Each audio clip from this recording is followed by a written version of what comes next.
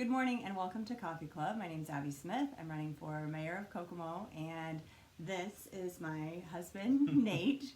And he doesn't do coffee clubs actually every week, so we're having some super fun times figuring out where the camera is and all of that, right? Yeah, it's good. I'm super comfortable.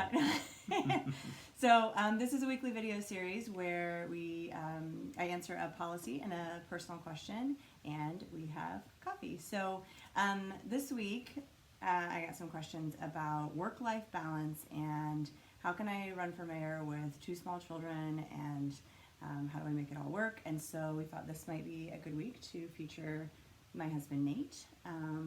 Thanks for coming to Coffee Club. Yeah, thanks for having me. It's only taken, what, like 9 months? 27 weeks. Yeah, right. So I'm glad I could finally make it on.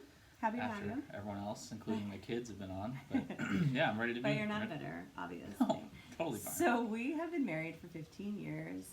We have moved across the country 4 times, back and forth and back and forth. Forth and back, I guess. 7 jobs, and 2 kids, several dogs. Several dogs. What else? Anything else? How many homes? 6? 5? I don't know. I mean, if you live someplace longer than Right, if you have to move your stuff, it counts. Yeah. So, anyway, so that's just a little bit about us, how long we've been together, and so I thought we could, I got a couple of questions that I will ask you, and then you'll answer perfectly. Works every time. Okay, so who is the better cook? Well, we don't cook a lot. That's true, especially not right now, quite honestly. I would say I'm the better delivery orderer because, you know, it frustrates me when there are custom orders, but I'm always able to get it out, and usually with pretty good results from the delivery place. But and I'm the one with custom orders. I would like to be a better griller. Oh, it's something I haven't. I'm goal. still a propane guy. I haven't quite transitioned into charcoal. But she's great at Thanksgiving. One thing that I love about her is that she's had Thanksgiving pretty much since we got married. That's been her big meal, and the turkey has gotten better every year. All 15 years? Every year it gets a little bit better.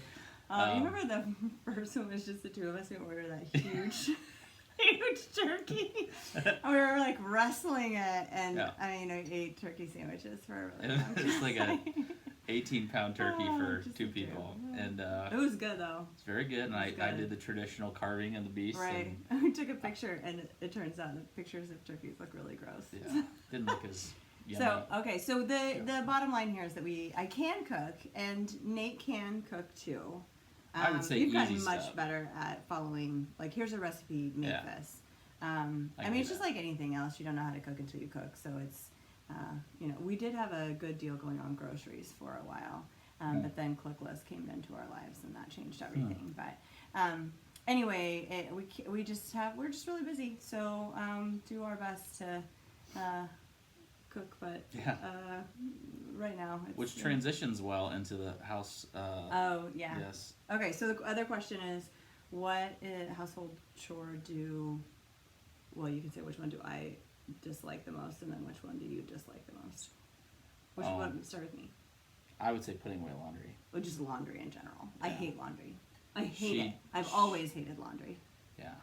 So I do a good amount. I don't do You do not do her. my laundry. I do not do your laundry. Right. No. There are too many things that might get shrunk, or I did fatally damage a sweater once, and that was. Remember how little it was when it came out of the dryer? Looked like a doll sweater. Yeah. So I would say that's her least favorite. My least favorite, I can do dishes, but I have a real problem with cold dishwater. Right. It's just disgusting.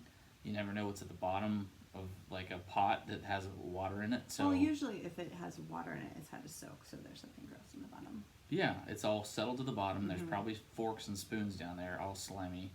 So I hate that. I like everything else, and especially now that we have a Roomba, that You thing did is just awesome. get a Roomba. It's Life amazing. changing. If you have hardwood or whatever floors, man, it's incredible. And it worked. I mean, actually, Yeah, it works. it does a good job. It helps get the timber hair out of the dog house. sheds. Yeah. Okay, so the other question is, how do we split up kid duty? I would say it's pretty equitable. I travel a lot for my job, so when I'm not here, obviously I can't do any of it. But when I'm home, I think I do a pretty significant portion. Right.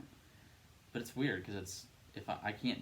I mean, when I'm gone, I can't do anything. Right. So So I think in general, we've got, we usually split things not 50-50 because I don't think that's a possibility, but we do, we split things up the best we can with current schedules. So if he's in a busy season with a travel season, then most of it's on me. If I'm busy, like, I don't know, running for mayor, then most of it's on him. it's like a year. Yeah, the other thing that we cannot even talk about kid duty without talking about is grandparent Yes. help. So there's no way that we would be able to do, well, we would even be able to work. Like, I talk about affordability and accessibility of childcare all the time, and without grandparents doing their more than their fair share, I was going to say their part, but way more than they have to, for sure, we wouldn't be able to do the stuff that we do. So the policy question this week is about homelessness. What are we doing right in the community, and what can we do better? And homelessness is a really complicated issue, and it's usually the result of a lot of other things that happen before we get to homelessness. I do know that homelessness is 6 times more expensive to respond to than it is to prevent. So if we can do a lot more prevention work and make sure that we do everything we can to make sure people stay in their homes, not only is it better for that family, but it's a lot less expensive and takes a lot fewer resources. So if we focus on kids under 5, and I do that a lot because it's such a significant time frame in a child's life. 1 in 29 kids in Indiana under the age of 5 is dealing with homelessness. So if those numbers hold for Howard County, that puts us just over 200 kids under the age of 5 who are homeless. And to me, that's unacceptable. It doesn't make it easy to respond to or easy to do something with, but I think that if we let data drive our decisions, and if we can figure out where to leverage resources best, then we can make a bigger difference. So for me, it always comes back to education and job training. I think workforce development issues that we have right now, with 50% of our workforce eligible to retire in the next 2 to 3 years, we're going to need more people skilled up. Right now we have an abundance of low-skilled workers, so it's people putting 2 or 3 part-time jobs together, trying to raise a family, but honestly, they're running out of money before they run out of month, and what they really need is access to affordable childcare, and they need skills to get a better job. So we talked about how do we share responsibilities in our home, and especially around kids, but I mean the reality is that we have a home that we can pay for.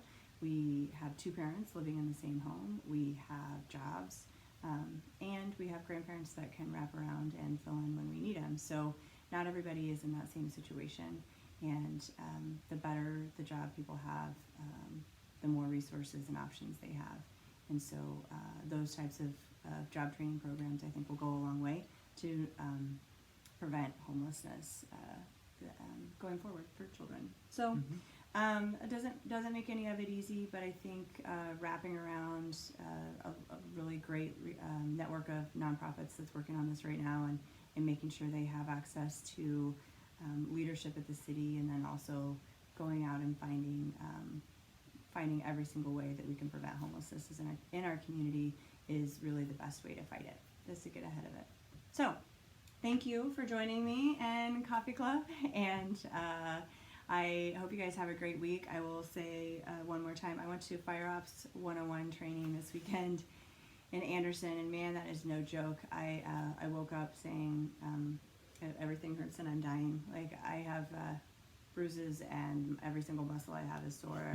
I still remember what it feels like to put that mask on, and I just, thank you very much for the experience. And it was very cool, and I certainly will not forget what it felt like to be in a room that was 1,200 degrees and watching a fire right in front of me. So thank you, and I'll see you next week.